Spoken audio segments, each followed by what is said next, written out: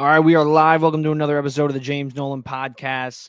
Let's go over the X factors for the Mets in 2025, and then we'll get into the Yankees X factors for the 2025 season. Then we're going to talk about the Jets and why I believe now is the time to trade up for Cam Ward and take that number one overall pick away from the Giants and, of course, the Titans because they hold it right now. And then we're also going to talk why it makes sense a little bit more why I think Giants should go for a guy like Aaron Rodgers or a Russell Wilson. But let's dive right into it. Mets 2025 X factors. See it on the thumbnail. In my opinion, there's two main X factors in this Mets lineup because we already know Francisco Lindor is going to be playing at an MVP level, especially considering what he did last year. And now that he has Juan Soto protecting him, hitting him right behind him in the number 2 hole. We all know what Juan Soto is capable of. We know that Pete Alonso is capable of putting up 40-plus home runs and 100-plus RBIs. I mean, even though he had a down year last year, we got to take into account his subpar season was Willy Adames' best season so far, and he just got a 7-year deal. So I think Pete Alonso could have a bounce-back year. We're going to talk about more in depth about that. But the X factors is the guy hitting 4th in the lineup and the guy hitting 7th, likely hitting 7th in the lineup. So Brandon Nimmo and Francisco Alvarez are my X factors. And the reason Brandon Nimmo is one of my X factors because Brandon Nimmo was hurt a lot last year. In the second half, he wasn't the Brandon Nimmo we all know and came to love during his 9-year career as a New York Met.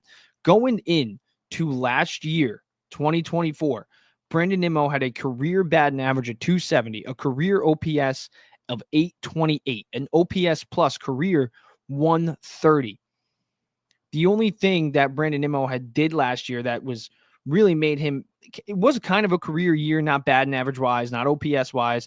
It was the worst OPS he had since his rookie season in 2016. He had a 727 OPS. His worst batting average since the 2019 season. He hit 224 in 2024. He hit 221 in 2019. But Brandon Nimmo popped off with 23 home runs and 90 RBIs, which is a career high by a lot. 2023, he put up a career high in RBIs at the time with 68. So he made a 22-plus jump in RBIs. So that's huge for Brandon Nimmo. And Brandon Nimmo hitting in the cleanup spot, he's not a traditional cleanup hitter. I understand that, but I do really love Brandon Nimmo in the leadoff spot for this reason. Brandon Nimmo last year with runners on base, in 2024, he hit 299. He had a 968 OPS, and he drove in 82 of those runners on base. So Brandon Nimmo, in my opinion, is the perfect cleanup hitter for this team based off the numbers that he had with runners on last year and with runners in scoring position. And with runners in scoring position, he was even better. He had over 1,000 OPS, only drove in, I believe, around 60 runs, but he did his damage last year with runners on base. And why do I think this is perfect for the Mets? Well, look at the guys hidden in front of Brandon Nimmo. Francisco Lindor. Francisco Lindor proved that he is probably the best leadoff hitter in all of MLB outside of Shohei Ohtani. So Lindor, he's going to get on base. We all know that. Last year, he had a career year, not just with the Mets, but in his entire career. He put up a 344 on base percentage. He put up an 844 OPS, 273 batting average. So Lindor in the leadoff spot, I think he might actually do better consistently throughout the whole year, considering how well he did out of that leadoff spot last year. And now, like I said earlier, with Juan Soto hidden behind him. And Juan Soto also an on-base machine. Through his 7-year career, he holds a 421 on-base percentage. That's insane. So Brandon Nimmo has 2 of those guys. One who gets on base, well, after he got in the leadoff spot, he was getting on base over 36% of the time, and a guy who gets on base 42% of the time throughout his whole entire career. Juan Soto has never had a season where he had less than a 400 on base percentage. And then you take into account Pete Alonso, who I think will get more fastballs if a guy like Lindor is on base, and even like Soto's on base. You can't really pitch around Alonso, and that leads you to Brandon Nimmo. And Brandon Nimmo, like I said before, the numbers with runners on, with runners in scoring position, and even in late inning pressure situations with runners on, Brandon Nimmo produced at a very high level. So I'm taking a look at his numbers right now with late inning pressure, with runners on. In those situations, he hit 308 last year, a 400 on base percentage, a 654 slugging percentage. That's outright insane. With runners in scoring position, he had 125 at bats with runners in scoring positions. So that's a pretty large sample size. And he hit 319 with a 424 on base percentage and a 607 slug percentage. Brandon Nimmo did his damage last year with runners on base. So now, when you take into account the guys that are hidden ahead of him, Brandon Nimmo will have a very good year, in my opinion, in that cleanup spot for the Mets. And that's why I don't think the Mets should have Mark Vientos in that cleanup spot. One, it would throw off the, Lindor hitting, switch hitting, lefty, righty, whatever he does to start off the game, depending on who we're facing. And then you're going to have Soto left-hander, Alonso right-hander, and then Nimmo left, Vientos right, and then probably DH Jesse Winker as the lefty, and then you go Francisco Alvarez, who's my next X factor. But Brandon Nimmo is that X factor for the Mets. I think he's the biggest one, because if we get the Brandon Nimmo that we got in 2022, we all know what he can do with runners on base, but let's go over some of his best years that aren't too far away. He's not too far removed from these years. You look at his numbers in 2022, he put up a 788 OPS with a 270 batting average and a 339 on base percentage. You look what he did in 2023, arguably a career year for him. He had an 806 OPS, a 336 on base percentage. He only hit 254, but he also drove in 98 runs. And actually, I'm looking at Lindor's numbers right now. That's my bad. But Brandon Nimmo in 2022, he hit 270.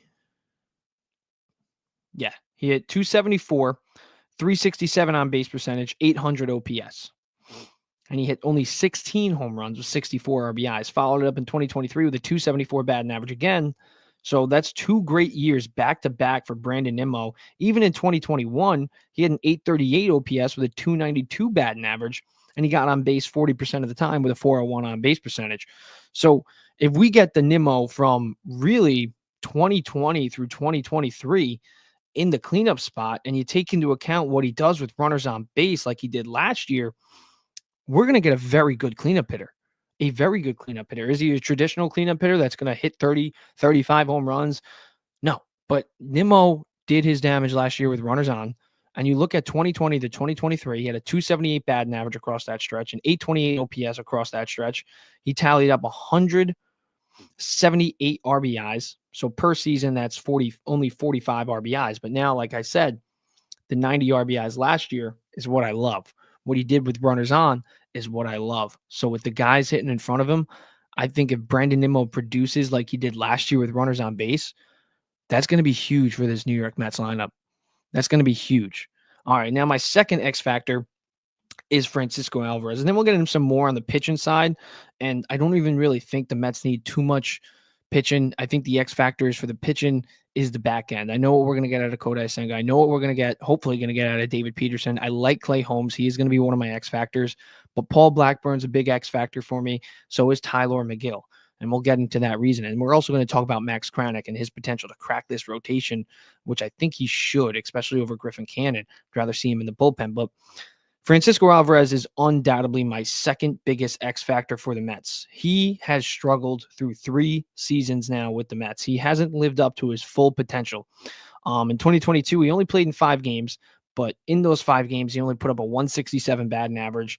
Wasn't very good at all. 2023, the power numbers were there. He had 63 RBIs. He hit 25 home runs, but his on-base percentage sucked. It was a 284 on-base percentage. His slugging percentage was good. It was 437, but I think we can see a better Francisco Alvarez this year than we did in even 2023. 2024, terrible year. I love Francisco Alvarez. I think his ceiling is very high. He was the number 1 prospect in baseball in 2022 for a reason, but in 2024, his numbers weren't good. He had a 237 batting average, a 307 on base percentage, and only a 710 OPS. Now, if we get the best out of Francisco Alvarez, if he plays like the player that we know he can be, Think about what that could do for the Mets lineup. We already have Francisco Lindor, Juan Soto, Pete Alonso, Mark Vientos, who are 30-plus home run candidates. And really, Pete Alonso is a 40-plus home run candidate. And I'd say Soto's a little bit higher. And Vientos did hit 27 home runs in 111 games last year. So I think he could even, it's a hot take, but I think he could crack, 40-plus home runs if he doesn't take a step back. Now, you take into account Francisco Alvarez's ceiling and what he did in his rookie year, where he hit 25 home runs, and you look at his minor league numbers when he was absolutely off the charts. I mean, we were talking about Francisco Alvarez as the guy of the Mets lineup for the future just in 2023. So I love the potential he has, but we just need to see it on a consistent basis. But here's where I believe that we might get that Francisco Alvarez this year. One, it's year 3. He's much more matured. I mean, this guy works his rear end off. I mean, he didn't know a lick of English in 2022. He comes up, gets this shot in 2023 as the full-time catcher when really kind of the organization, Billy Epler at the time with the GM and Buck Showalter, they were kind of hesitant to give it to him, but injuries kind of forced their hand. And he took it and he ran with it. He was off the charts when he first started, but then he kind of cooled down at the end of the year. But after that year, I really thought that Francisco Alvarez would be the guy of the future. So in 2024, I'm not just going to dismiss him and say he still can't be that guy based off one bad year when he was plagued by a lot of injuries as well. He had a wrist injury that he was dealing with the whole entire year. He's catching every game. So I think he could take a major step forward. I think if we get a breakout season from Francisco Alvarez, it changes the whole entire complexion of this lineup. He himself called it the best lineup in the league. And if we want to be the best lineup in the league, if Francisco Alvarez really believes that, then the key is Francisco Alvarez. Because like I said, we already know we have 4 guys and really maybe even Nimmo too. He's going to hit 25 plus home runs, I would estimate. So Nimmo can hit 25 plus home runs. Lindor can hit 30 plus home runs. Soto can hit 30, 35 home runs. Alonso can hit 40 plus. Vientos, I already told you, I think he could get to 40 plus, but really, let's be a little bit realistic. Give him some leeway in his second year. I'd say 30 plus home runs. So that's 5 guys who can hit at least 25, and 3 of those 5 guys can hit 30 plus. Well, really 4 out of those 5 guys can hit 30 plus, and 1 of those 5 guys can hit 40 plus. And now you take in Francisco Alvarez to account, and you say, hey, if this guy does have a breakout year, how many home runs can that be? What would be that number where we call it a breakout year? I would say anything 25 plus. If he hits 25 plus home runs, that's a enormous amount of production. That's another upgrade in the lineup, because we already know the upgrade in the lineup, the biggest upgrade is obviously Juan Soto. It's clear cut. But if Francisco Alvarez takes a step forward, that's another upgrade in the lineup. Yes, it's the same player, but it's a significant upgrade from the production we got last year from our catchers. And their catchers, Francisco Alvarez caught over 115 games for us last year. So that's where I think Francisco Alvarez has the ability to change the complexion of the lineup. Is all he has to do is live up to his hype. And the way that he came into camp, I mean, we saw Tim Verducci. If you want to watch the clip, you could probably find it somewhere on YouTube. Tim Verducci of MLB Network. He did a huge breakdown on how Francisco Alvarez changed his swing. He changed his batting stance. He's using a lot less of his body movement. He's working on balance, just getting the bat to the ball quicker, not trying to have so much of a longer swing, but so much of a shorter swing. Because Francisco Alvarez is a strong kid. At 23 years old, he is a monster. He has so much strength. So if he's just going out there and trying to hit line drives, a lot of them are going to go over the wall with his strength. So instead of worrying about hitting those home runs, instead of worrying about, going for that long swing, if he just puts the bat on the ball, which is so simple, I know it sounds cliche, but bat to ball, Francisco Alvarez can have a breakout year, in my opinion. And I think the reason he struggled in 2024 is because he hit 25 home runs in 2023. He was probably saying to himself, hey, I hit 25 home runs my rookie year. I was the number 1 prospect in baseball. Let me show them what else I can do. I'm going to have 30 plus home runs. And we saw Francisco Alvarez, even just in the playoffs, the most recent real Mets games, swinging out of his shoes, literally tossing the bat, swinging, missing. Like, he swung out of his shoes for the first 2 years of his career. And now JD Martinez had a big impact on him. He's kind of mimicked his batting stance, not so much his swing, but his batting stance. And he's also the one thing he did mimic also with Martinez is that balance. So if you want to take a look at his swing, you can definitely go find it. It's either on X or YouTube. Tim Verducci does a great breakdown of his swing, but I mean, he's doing great so far in spring training. I know he's only hitting 222, but he has an on-base percentage of 333. He's getting on base much more. His pitch selection has improved, and that was one big thing for him, I think, um, over the past 2 years. His pitch selection has been terrible. His pitch selection is, in my opinion, through spring training so far, only a few games. Of course, he's only played in 7, but his pitch selection is there. He's working the count. He's working walks. I think we can see a breakout Francisco Alvarez. I really do. And if he breaks out, and if Brandon Nimmo produces out of that cleanup spot, the Mets lineup completely changes. And now I'll do another X factor in the lineup, and that is our DHs. Jesse Winker, against right-handed pitching throughout his career, has over an 800 OPS. With runners in scoring position, and that's a big thing for the Mets, I feel like. 11-11, make a wish, guys. My wish. I'm not going to tell you, but you basically know what it is if you're watching this podcast. Mets World Series. But yeah, I think Jesse Winker is also another X factor in this lineup, because you look at his splits from 2024, he did his damage as Brandon Nimmo. He did his damage with runners in scoring position. So I think it was huge bringing a guy like him back, because when he came to the Mets, he wasn't fantastic. He wasn't the Jesse Winker that was with the Washington Nationals the first half of the year, but he still produced with runners in scoring position. And now this is including his Washington Nationals splits. But last year he hit 327, had a 434 on base percentage, a 519 slug percentage, which gives him a 953 OPS with runners in scoring position. With runners on base, he hit 310 and he had an OPS of 871.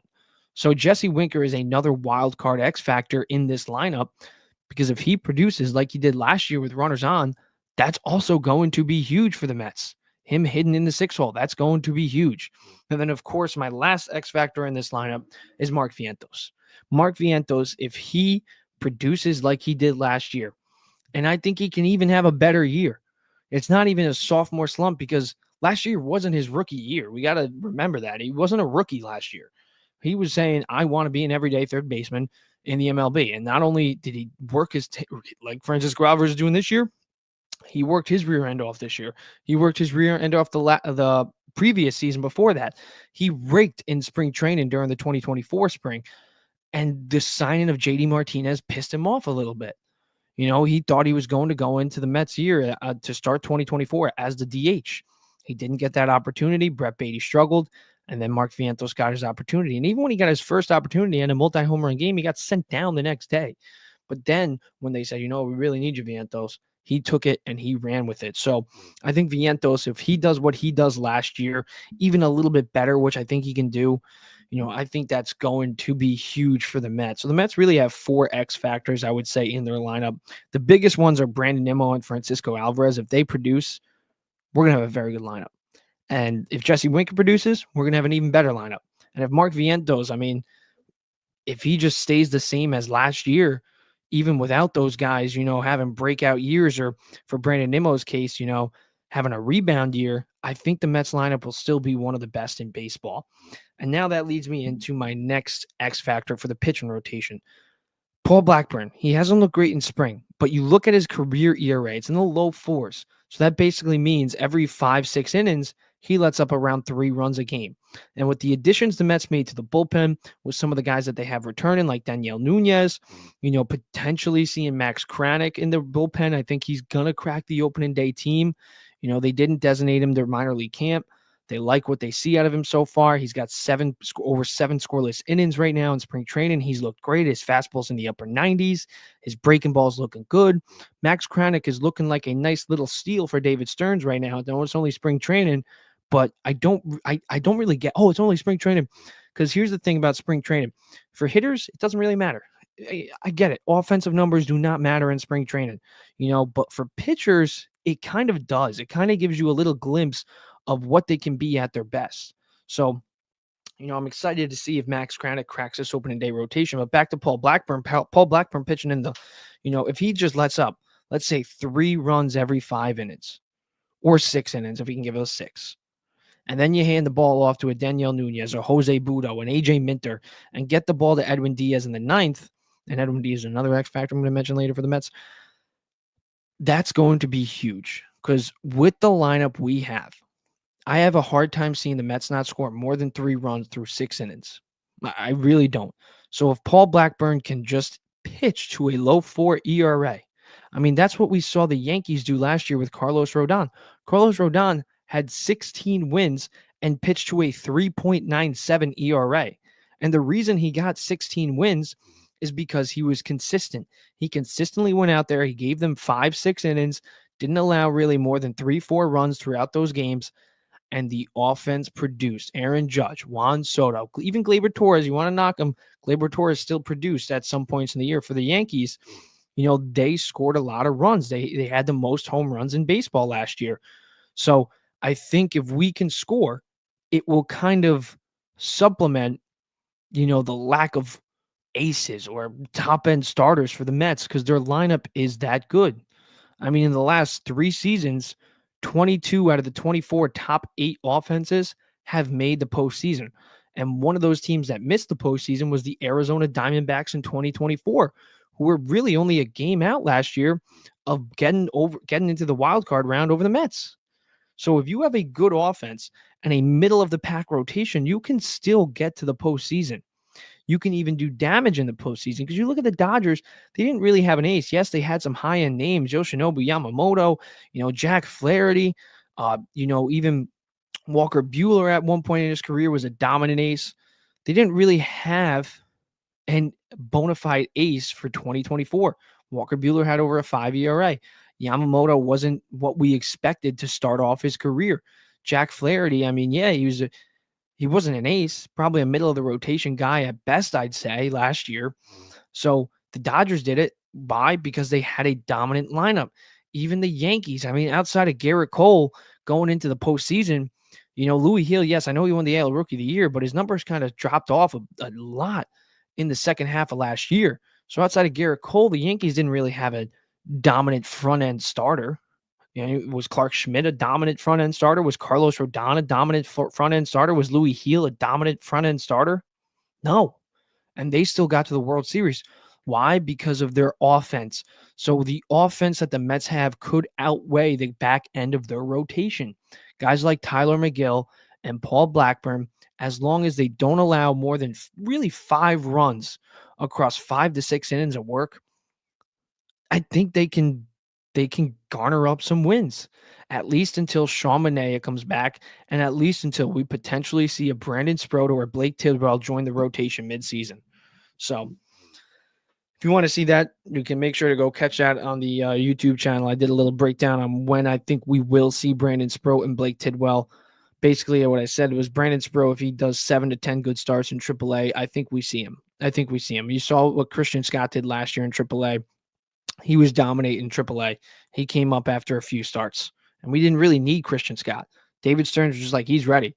So I think if we see 6 to 10, even 7 to 10 good starts in AAA from Brandon Sproto and or Blake Tidwell, I think both of them have a chance at making their debuts, a very high chance of making their debuts. The ball is in their court. That's really what it is. And they're also kind of X factors in this rotation because if Brandon Sproto comes up and he's the guy that we think he can be, it changes the whole entire complexion of this rotation.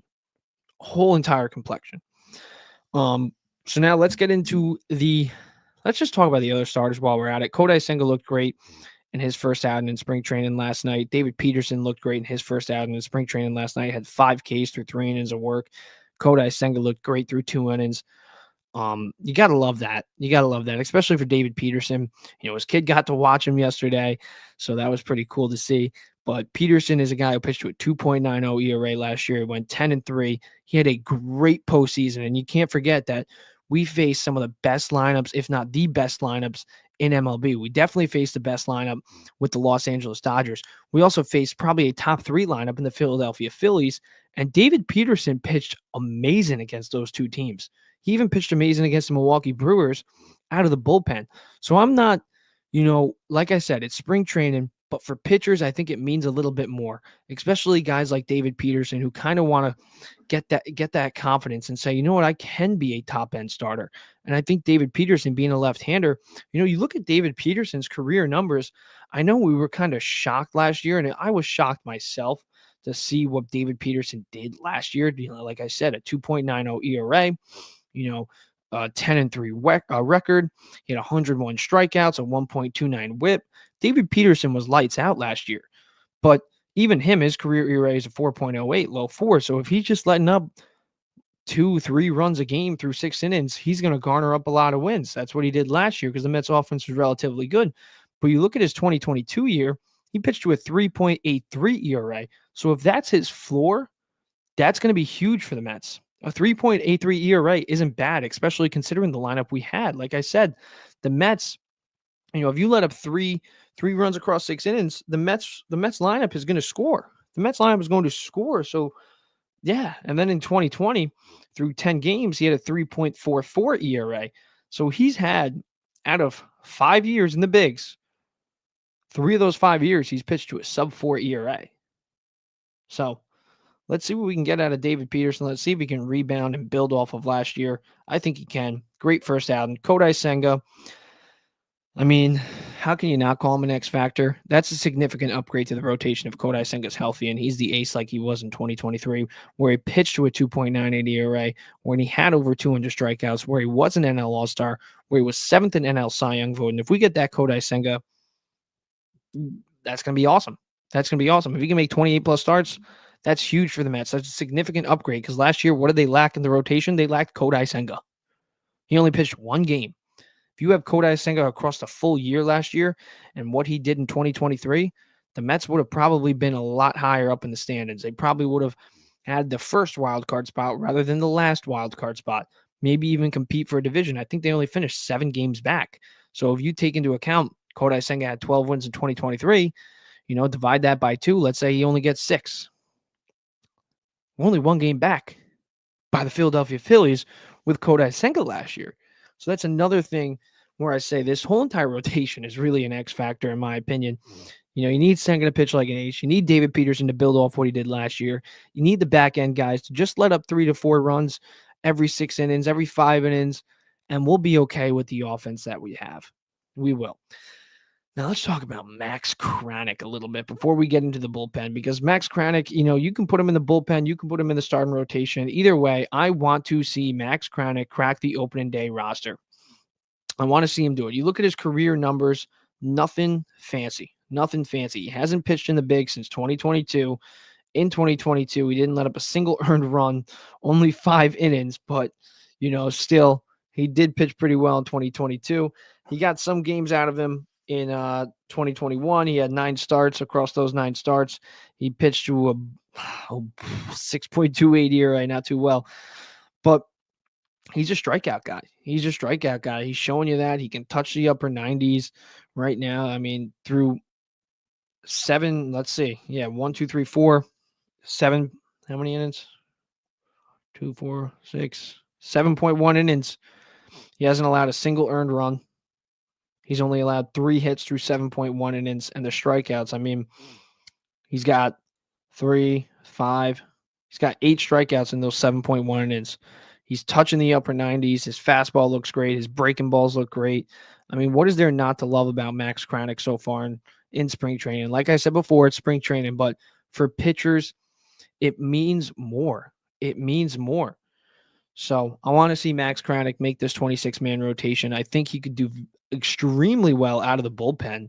I really do think Max Kranick can be a valuable asset for this bullpen for Carlos Mendoza to have a guy like Kranick coming out of the bullpen. But also, I'd rather see if they're going to roll with a 6-man rotation to start the year like they've said they wanted to get Kodai Senga that extra day of rest. I think it makes more sense to give Max Kranick a shot over a Griffin Cannon because Max Kranick has a little bit more upside than Griffin Cannon. You could use Griffin Cannon still in the bullpen. I get it. He doesn't have I don't think he has any options left. Max Kranick does. So it would make sense, I would say, organization-wise, to, start Kranick down in the AAA and just give Griffin Cannon the opening day roster nod. But at the same time, why not just move Cannon to the bullpen and see what you get out of Max Kranick? Because what if he does turn into a stud? What if he does turn into a middle of the pack guy? All right, let's talk about Clay Holmes. We talked about him a lot the other day. We've been talking about Clay Holmes a lot, but really what I love about Clay Holmes is one, his numbers. His numbers are great. Everybody's calling it a down year for him in 2024, but he had a 3.14 ERA and a sub 2.3 ERA after he came out of the closing role with the Yankees. And I've said it before, Yankees used him wrong. He's not a closer. In 2022, he had a 2.54 ERA. In 2023, he had a 2.86 ERA. All we need Clay Holmes is to really just stretch himself out. And so far in spring training, he's looked great. And you look at his batted ball profile. You look at that bat to ball profile. 64.6 ground balls last year. His fly ball percentage was 15.2. His line drive percentage was 18 flat. So you like that. His weak contact, 4.5%. And one guy I look at not too far away from the Mets, crosstown, right in the Bronx, Max Fried just signed an 8-year deal with the Yankees. His ground ball percentage last year was 59.2. His fly ball percentage was 16.1. Line drive percentage was 21.7. And then his weak contact rate was 6.2. So he drew more weak contact, but at the same time, less ground balls, more fly balls, more line drives. I love Clay Holmes' batted ball profile. I see what the Mets see in Clay Holmes as a starter. He's a ground ball pitcher. He now has 6 different pitches. He's added to his arsenal. He's got this little kick change that he's calling it that's looked great so far in spring training. So I like the idea of Clay Holmes as a starter. What's up, Jonathan? How we doing, man? Let me know how you think Clay Holmes is going to do this year. And now let's talk about what I think Clay Holmes needs to do this year. A sub 3.5 ERA, and he's going to be a good starter. He's going to be a good starter for the Mets. He's going to look like a steal for the Mets if he has a 3.5 ERA. And there's one guy I am really pulling for this year, and it is Clay Holmes, because I want him to shut everybody up. I want him to make everybody look like idiots when they're saying, well, the Mets look like idiots because they signed Clay Holmes as a starter. They're experimenting with Clay Holmes as a starter. If he goes out there and he shoves like he's doing so far in spring training, he's going to make everybody eat their words. He's going to make a lot of people eat their words, especially those Yankee fans that are making fun of us Met fans. It's like, why do you care about us Yankee fans? Why do you care about us? I think the Yankees are actually pretty good, and we're going to get into that in a little bit. Do they have some holes? Yeah, but I think they'll be okay because they have Aaron Judge. That's why. All right. Let's get to the bullpen. Bullpen X factor number 1, Edwin Diaz. Edwin Diaz, did he have the best year last year? No, but he did have a good year going down the stretch. I know every Met fan felt this way, especially in the playoffs. They didn't want to see anybody out of the bullpen besides Edwin Diaz. So Edwin Diaz, in a down year last year, pitched to a 3.52 ERA. That's pretty good. Now, 2022, if he's a shade of this, 1.31 ERA across 61 games, across those 62 innings and 61 games, 62 innings, across those stretch, only let up 9 earned runs, only let up 3 home runs. Last year, he let up 7 home runs, but we can't forget that Edwin Diaz missed the entire 2023 season.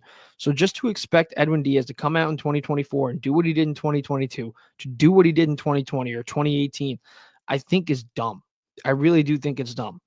And I look at Edwin Diaz's numbers throughout his career. He's only had really one really bad year, and that was 2019, his first year with the Mets, when he had a 5.59 ERA, and everybody was losing their mind. But then in 2020, he followed it up with 26 games and a 1.75 ERA. And then in 2021, he pitched pretty good, 3.45 ERA, had 32 saves. And then in 2022, we all know what he did in 2022. He was the most dominant closer in baseball with a 1.31 ERA and 32 saves. And then I look at 2018, and this is why I think Edwin Diaz has the track record to show you that he can be a guy with a sub-2 ERA, because he's done it 3 times in his career. He's had 4 years with sub-3 ERAs, and he's only had 1 year with over a 3.52 ERA. His second to worst year was actually last year with a 3.52 ERA. The worst other year was, like I said, 2019, 5.59. But in 2018, he had 57 saves, most in baseball, a 1.96 ERA, and he only let up 5 home runs. So that's the big key for him. How many home runs is this guy going to allow? Because in his best years, He doesn't allow a lot of home runs. And that's really the key for, I know, closers. It's very cliche to say that. But I mean, only allowing 3 home runs in 2022, only allowing 3 home runs in 2021, only allowing 2 home runs in 2020, he allowed 15 in 2019. And there comes to no surprise that was his worst year of his career. 5 home runs only allowed in 2018 across 73 games, the most games he's ever pitched. And he pitched to a 1.96 ERA. In 2017, he let up 10 home runs. His ERA was a little bit bloated there with a 3.27. But in 2016, across 49 games with a 2.79 ERA, he only let up 5 home runs. So I think the key for him is that home run ball. If he's not letting up home runs, he's going to be okay. And like I said, I'm not too worried about the year he had last year because we have to remember he missed the entire 2023 season. So to expect Edwin Diaz just to come back in 2024 and dominate was unrealistic. But now I think we can expect Edwin Diaz. We can hold him to, that level and say, he's got to go out there and dominate because that's what he's getting paid to do. He is the highest paid reliever in all of baseball outside of Tanner Scott now. So go out there and shove Edwin Diaz. And the biggest thing that I really think Edwin Diaz is going to have a big year is he can opt out this year. He can opt out, become a free agent, and get another big contract like he did with the Mets a few years ago after his spectacular 2022 year. This is an opt-out year for him. He can go out there, he can dominate, and get another contract, whether it's with another team or hopefully the Mets, especially if he has a dominant year. So let's see. Let's see, man. I would love to see Edwin Diaz go out there and make it hard on Steve Cohen and David Stearns in the upcoming offseason. But yeah, that's really my only X factor for the bullpen. I think AJ Minter is going to go out there and be the AJ Minter he's always been throughout his career. He's got a 2.88 career ERA, great left-hander. The biggest thing I love about AJ Minter, he's pitched in the NL East for his entire career with the Atlanta Braves. So he's had proven success in this division. He's had proven success against the Phillies and guys like Bryce Harper. That's what I love to see. That's what I would love to see out of AJ Minter. All right, now, since it seems like the opening day roster is set, in my opinion, let's go over the opening day roster projections. My opening day roster projections. So we'll start off with the lineup. Here's my projected lineup, which I think is set in stone. Francisco Lindor leading off at short, Juan Soto batting second and right, Pete Alonso at first, batting third, Brandon Nimmo in the cleanup hole. Like I said, I love Nimmo in that cleanup spot. Considering what he did with runners on, you could scroll ahead if you're just joining us and see why you should love Brandon Nimmo in that cleanup spot for the Mets. Mark Vientos batting fifth, playing third. Jesse Winker at DH, probably going to be platooning, but he's going to get majority of the games because the majority of pitchers in this league are right-handers. And he kills right-handers and he kills with runners in scoring position. Francisco Alvarez, the X factor that I mentioned before, in the 7 hole. Jeff McNeil in the 8 hole. Jose Siri in the 9 hole. And now we'll hit the bench. And the bench is a little interesting because I don't know what if Starlin Marte will be, ready for opening day now because, there's just more injuries that have come to Starlin Marte, which sucks because I was kind of excited to see Starlin Marte kind of be in a reduced role, not having to play the outfield, just worrying about being a DH. But I think now we might see, his name is slipping under my tongue right now. The Mets added, I can't think of his freaking name. Well, they added a center fielder anyways. So I think we could see him as the potential replacement to start the year. He doesn't have any more options. So, we're going to need to see him. They claimed him off waivers. Where is he? I'm looking at the transaction list. He's not even popping up. But anyways, so if he's healthy, Starlin Marte will be on the bench, and he'll be alongside Brett Beatty as the utility player who's killing it in spring training. Tyrone Taylor, our backup center fielder, probably platooning with Jose Siri. Louis Torrens, backup catcher for Francisco Alvarez. Then we'll get to the rotation. I got Kodai Senga as the 1, Clay Holmes as the 2, David Peterson as the 3, Tyler McGill at the 4, Max Kranick at the 5, Paul Blackburn at the 6. So we're leaving Griffin Cannon out of there. Jose Budo in the bullpen, Griffin Cannon in the bullpen, Reed Garrett in the bullpen, Ryan Stanek in the bullpen, Daniel Nunez in the bullpen, AJ Minter, and then obviously Edwin Diaz closing out those games. Now I look at the bullpen and I love Jose Budo. I love Reed Garrett. I love Ryan Stanek. Well, I wouldn't go love. I like Reed Garrett. I like Ryan Stanek. I love Jose Budo. I love Danielle Nunez. I love AJ Minter, and I love Edwin Diaz. So there are 6 guys right there out of the 7 that I like or love. I mean, Jose Budo had a sub-3 ERA last year. Reed Garrett, he's a strikeout guy with a sub-4 ERA last year. Ryan Stanek, we all know what he did in the back end of last year. Danielle Nunez pitched to a 2.33 ERA last year when he was healthy. AJ Minter, we just talked about him. He's a dominant left-hander out of the bullpen. I think he's going to be a huge back-end piece to get the ball into Edwin Diaz's hand. And we just talked about what Diaz should be able to do after not missing 2024. So I like this bullpen, and that, overall, let's cap it off with saying that the back end of the rotation, Tyler McGill, Max Kranick, and Paul Blackburn, all they really need to do is go out there and give you 6 innings and let up 3-4 runs. And if this lineup does what it needs to do, if this lineup does what it should do, they should rack up a lot of wins. I compared it to Carlos Rodon for a reason, because Carlos Rodon had a dominant lineup alongside of him. He pitched to a 3.97 ERA. He let up 3 runs every 6 innings, basically. That's what Paul Blackburn has done throughout his career. He's a low 4 ERA guy. Tyler McGill, low 4 ERA guy. Max Kranick, wild card. We'll see what he can do. But so far in spring training, 7.1 innings, not a single run. Let's see. Only 3 hits, too. Let's see. Let's see what this back end of the rotation can do. That's the wild card there. Because if they suck and they have 5 ERAs, that sucks.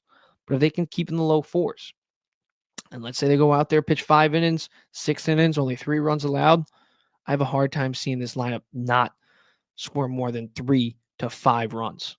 So that's the key. Mets score 5 to 6 runs a game. We can win a lot of games. I would say we would win more than we lose a lot.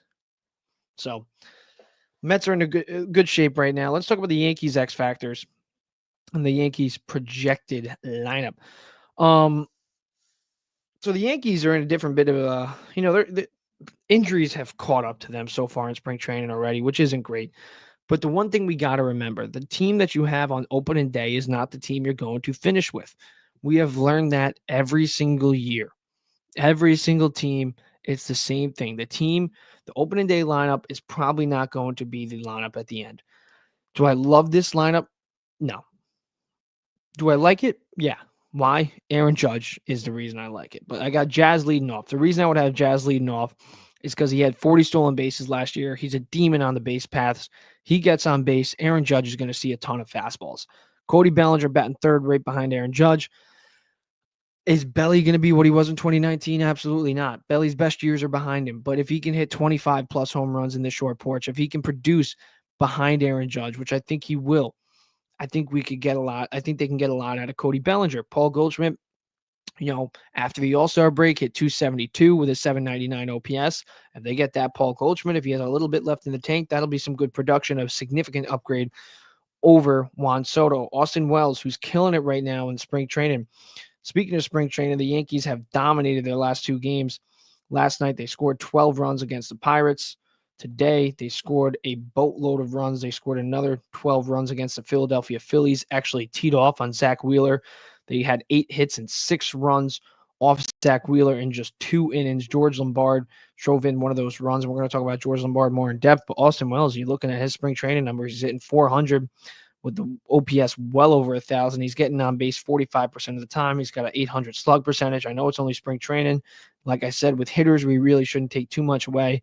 But when they're young, you got to like it. And Austin Wells was a guy who killed it in the minor league. So I got Austin Wells batting 5th, Jason Dominguez in left, and he is the biggest X factor in this lineup. The reason Jason Dominguez is the biggest X factor in this lineup is because, no doubt about it, he's the top prospect in the Yankee system. Yes, his defense needs to improve drastically. But if he's hitting, it's going to outweigh the defense. It's going to outweigh the defense. Look at Juan Soto last year. His defense was not great by any stretch. But he hit 41 home runs. He got on base over 40% of the time. He had the second most walks in the majors. He had over 100 RBIs. And nobody really cared about his defense. Nobody. Why? Because of what he did on the offensive end. I'm not saying Jason Dominguez needs to be Juan Soto, but if he can hit 265 plus, if he can get on base 340, I'd say that's going to be good for them. And you look at Jason Dominguez, in the minor leagues, his numbers, the biggest thing about Jason Dominguez is getting on base. Not only that, but being a demon on the base paths. And hitting 6 in that lineup, that'd be huge because he could turn over the lineup, in that 6 hole. You look at his minor league numbers. Let's just go over 2023 across 2 different leagues. He only hit 265. He only had a 425 slug percentage, which is still pretty good. But he got on base 38% of the time. He had a 377 on base percentage. And you look at his stolen bases, he had 40 total stolen bases. You look at his 2022 numbers across 3 different leagues, which is always a good sign, working your way up the system. 273 batting average, a 376 on base percentage, an 837 OPS. And you look at his stolen base numbers, racked up 37. So his minor league success, if it translates to the bigs, that's going to change the whole entire complexion of the Yankees lineup. Ben Rice. I mean, I don't know why we're not talking about Ben Rice more. When I look at Ben Rice's numbers in the minors, they are eye-popping. He is going to be the opening day DH. And I think Ben Rice has a serious chance to bring up a conversation when Giancarlo Stanton comes back is what the hell do we do with Stanton? Because I think Ben Rice getting his first opportunity to be in the everyday lineup, I think it's dangerous. I think it could be dangerous. You look at his numbers in the minors. I mean, in 2024, in 80 games at the AA and AAA level, just 80 games, 24 total home runs, 273 batting average, a 968 OPS. You look at the 30 games he had at the AAA level last year, he put up a 1.088 OPS. He had a 294 batting average. In those 30 games, just 30 games, he hit 12 home runs with 33 RBIs. I think Ben Rice, if he does what he did in the minors, just a shade of it, when Giancarlo Stanton comes back, it's going to be a very tough conversation for Yankees fans. So I think, I know he's 26 years old.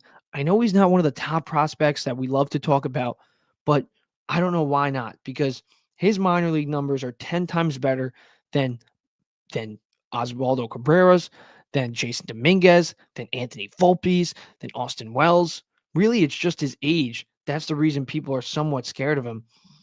But, I mean, dude, 12 home runs in 30 games at the AAA level, 33 RBIs in 24 games last year. That's insane. And then you look at his 2023 numbers. His 2023 numbers in the minors across 3 different levels were even better. So in just 73 games, he hit 20 home runs. He had 68 RBIs with a 324 batting average with a 1.048 OPS. And you look at the different levels that he was at. You look at his AA numbers. He had a 327 batting average, a 1.049 OPS. You look at his A+ numbers. In single A+, he had a 341 batting average, a 1.082 OPS. And then in low A, he had a 948 OPS with a 286 batting average. So he's done it at every single level. He's just produced at every single level. So I think we got to start talking about Ben Rice more. I really think Ben Rice could be a surprise wild card guy out of the Yankees lineup. And if he produces with a 260 batting average, if he hits multiple home runs a week, if he's driving in runs, when Giancarlo Stanton comes back and he's healthy, it's going to be a tough conversation for not only Brian Cashman and Aaron Boone, not only for the fans, but for MLB in general, because Stanton's getting paid a boatload of money. He's a dominant player, obviously, in the postseason. But you cannot leave Ben Rice out of the lineup. Now, the question is, can you teach him how to play third? If Ben Rice is producing, do you try to teach him how to play third? I think they should be getting Ben Rice reps at third base right now in spring training. I think it'd be dumb for them not to. I don't know why they aren't. Because if Ben Rice does what he does in the minors, Stanton comes back, you have to keep him in the lineup. You're not going to put him at first base. You have Paul Goldschmidt. And if Paul Goldschmidt produces, you can't really replace him there. He can catch, but, you got Austin Wells, who you have high hopes for. So where do you put him? I would say when Stanton comes back, because you're not putting Stanton in right field. Stanton can't play the field. He can barely stay on the field. Teach Ben Rice how to play third. Teach him how to play third.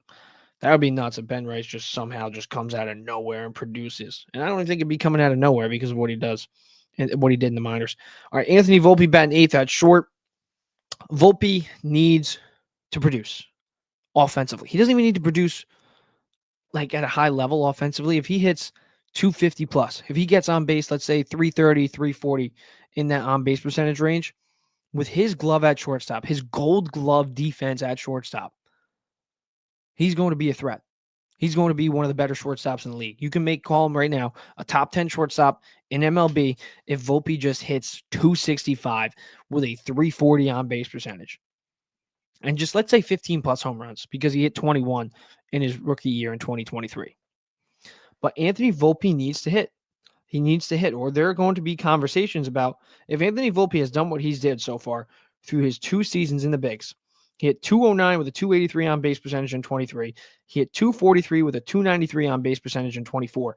Those are not sustainable numbers for a team that's trying to win a World Series. It's just not. So if Volpe sucks in the first half like he has in his first 2 years, we need to start having serious conversations about what do the Yankees do with Anthony Volpe. And I know he's only 19, but you got a guy in George Lombard Jr. who is absolutely tearing the cover off the ball in spring training off guys like Zach Wheeler. And I know he's only 19, but I don't want to hold out hopes that George Lombard Jr. can't make an impact by 2026. Because I know he's 19. Like I said, he's 19. But who have we known? I'm not calling it say that George Lombard Jr. will be Juan Soto, Bryce Harper, or Mike Trout. But those 3 guys were called up at 19. Those guys were. George Lombard was given a $3.3 million signing bonus and drafted in the first round by the New York Yankees when a lot of teams are hesitant to draft George Lombard because he was a Vanderbilt commit. George Lombard Jr. could be taking Anthony Volpe's spot by 2026 if he tears it up and works his way up the ranks and Anthony Volpe has a down year again. That's what I'll say there. So Volpe really needs to come along this year offensively. If not, you got to have that conversation. You got to have that conversation. Because wouldn't it be nice if Volpe does produce, let's say he does hit 265 plus, gets on base 34% of the time with his gold glove defense, he'll undoubtedly be the shortstop for the Yankees in the future. Even when George Lombard comes up, you plug him in at second. Maybe you re-sign Jazz if he continues to produce because he's still young. He's only 27 years old. If Jazz does what he did in the second half for the Yankees, full year, you're going to want to keep Jazz. And then you can have George Lombard play third. You can have Jazz move back to third. And then your infield, hopefully if they get Murakami or Vladdy in this upcoming offseason, your infield is looking great. And then you got Aaron Judge out there. You have Jason Dominguez hopefully living up to the hype. You got Austin Wells behind the plate. Whoever you want to put in right field, put him in right field.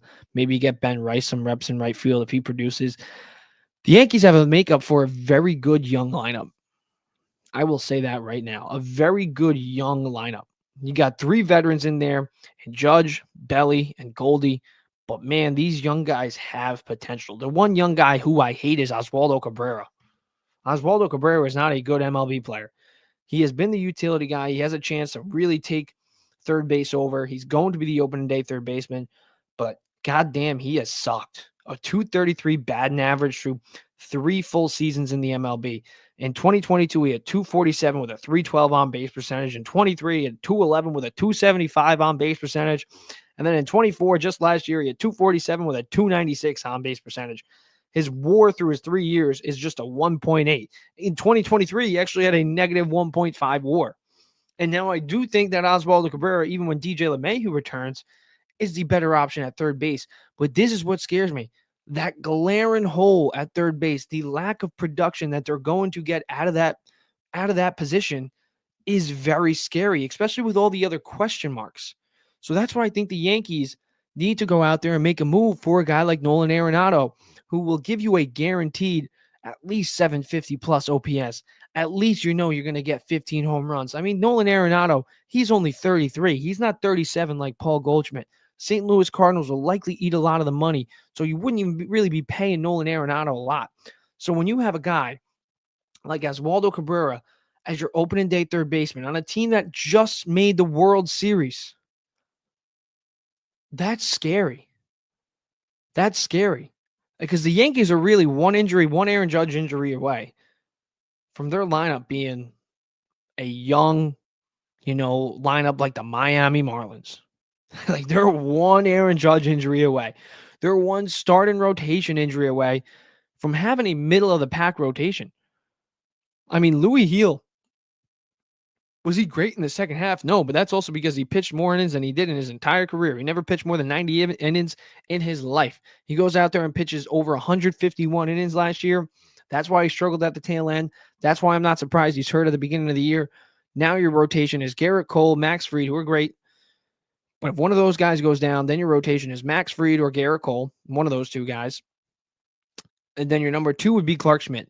Your number 3 would be Carlos Rodon. Your number 4 would be Marcus Stroman. And then who's your number 5? Like the Yankees don't have starting pitching depth. They cannot afford to have another injury, whether it's Garrett Cole, Max Fried, Carlos Rodon, or Clark Schmidt. They cannot afford that. They can't because they don't have the luxury that the Mets do, where the Mets have a dominant lineup where their back end 3 guys, if they let up 3 to 4 runs across 6 innings in an outing, their offense is probably going to score more than 5 and give them a good chance to win the game as long as the bullpen does their job. And the Yankees have a very good bullpen. The Yankees have guys like Tim Hill coming back. The Yankees have guys like Jake Cousins joining the team mid-year when he's back. They got guys like Devin Williams, who they just added, the most dominant closer in baseball, unless he faces Pete Alonso in the 9th inning in a Game 3 wildcard game. I just wanted to throw that out there. Love that home run. I love that home run. But yeah, the Yankees back into their bullpen, Luke Weaver, Devin Williams, Tim Hill, they are loaded in that bullpen. They have a really good starting rotation, but they're one injury away from having a decent starting rotation. And their lineup, I'm not going to say is elite. You need a lot of things to go right. You need Ben Rice to produce. You need Anthony Volpe. You need Jason Dominguez. You have a lot of unproven guys outside of Aaron Judge, Cody Bellinger, and Jazz Chisholm. You need these 6 other guys to somehow break out. I would say at least 4 out of 6 of them to just break out. Because the Yankees lineup took a serious hit, not only with Juan Soto, but with Gleyber Torres. Because I know Jazz is their second baseman now. When you look at it on paper, Jazz as your second baseman over Gleyber Torres from last year, that's an upgrade. But look at it as like just the infielder. You lost Gleyber Torres and you added Oswaldo Cabrera. You lost Juan Soto and you added Cody Bellinger. And, I know Verdugo wasn't great offensively, but defensively, he was off the charts. And their defense, if Jason Dominguez doesn't hit, then it's kind of a very significant step back from Alex Verdugo. So the Yankees, would I be worried? A little bit. And that's not just me trying to troll as a Mets fan. That's just me being an IBO, an independent baseball observer, as Evan Roberts would say. And I'm just being an IBO right here. I think the Yankees can make the playoffs. I think their ceiling is in a World Series this year with this current roster. And even if they add Nolan Arenado. But I think they should add Nolan Arenado so they can at least get to the trade deadline in the playoff mix with the realization that, hey, maybe we're one impact bat away. Maybe, we can go out there and swipe a big bat, maybe like a Mike Trout from the Los Angeles Angels. If he's healthy and he's producing, why not add a Mike Trout? Why not? And then, because we don't know how long Stanton's going to be out. That's one. So I would say, why not trade for Mike Trout? Bring Mike Trout to the New York Yankees. I think that would be awesome. I still think Mike Trout has the ability to be an MVP caliber player as long as he's healthy. So if he's healthy and he's producing, maybe you get a guy like him because the Los Angeles Angels, I don't think want to keep Mike Trout. I think they can get a lot back for Mike Trout. You look at other teams around the league. Look at the San Diego Padres. Apparently, there's rumors that they want to trade Fernando Tatis. There's another infielder that you can add. So we'll see. We'll see. But the Yankees at least need to be in the playoff mix until the trade deadline, and then that's when they make their money moves. But I am not going to say heading into 2026 that the Yankees are even favorites in the American League. I can't sit here and say that when I can't even sit here and say they're not even favorites in their own division. I can't. The Boston Red Sox added Garrett Crochet. They added Walker Buehler. They added Alex Bregman. They now have Jaron Duran. They have Yoshida as their DH. They still have Rafael Devers. The Red Sox are a good team. So we'll see, man. We'll see. Now let's do my overall projections. Today we're doing our overall projections. We're just 3 weeks away from opening day, so I think it's good to do it. Let's do our overall projections. New York Mets, I would say 93 wins. 93 wins. And for the New York Yankees, I'm going 88 wins. I'm going 88 wins as of now. Could change. I could change. After the first week of opening day, I'm going to change it. I'm going to look back at this, say I have Mets at 93. Should I go up? Should I go lower? I have the Yankees at 88. Should I go up? Should I go lower? And we'll review it. All right, but that's it for today. No football today. We're already an hour in. We talked too much about these baseball teams. I'll make a few short videos and upload them why I think the Jets make sense for Cam Ward, why I think the Giants make sense for Cam Ward. These two teams battling it out, trying to get the number one overall pick. We'll talk more about the podcast tomorrow. And yeah, that's it for today. Thank you guys for watching, whether you're on Facebook, YouTube, X. Try to get over to YouTube and watch it. Subscribe to the channel. We're about 4 away from 400. So the next goal will be 500. So tell your friends, I'm out of here. Deuces.